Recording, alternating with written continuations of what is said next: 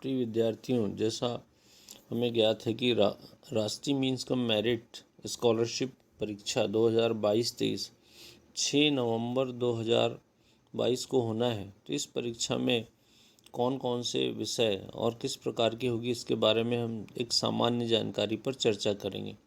तो इस परीक्षा में दो पेपर होंगे। पहला होगा मैट और दूसरा होगा सेट। मैट जो परीक्षा है इसमें भी 90 प्रश्न होंगे और सेट परीक्षा में भी 90 प्रश्न होंगे, जो 90 मिनट में हमको हल करना रहेगा और प्रत्येक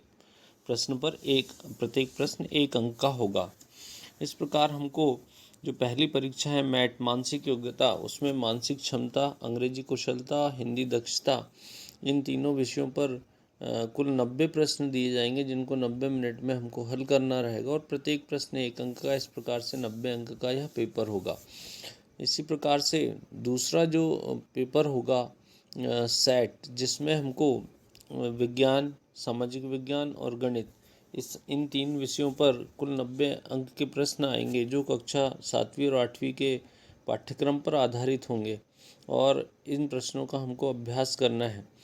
हम देखेंगे कि मैट जो पहली परीक्षा है, उस परीक्षा में समानता, वर्गीकरण, संख्या श्रृंखला, पैटर्न धारणा, छिपे हुए आंकड़े ज्ञात करना, ये हमारी मानसिक योग्यता की परीक्षा के लिए इस पर आधारित प्रश्न आएंगे, जिनके ये कैसे प्रश्न होंगे अगले वीडियो में और हम देखेंगे।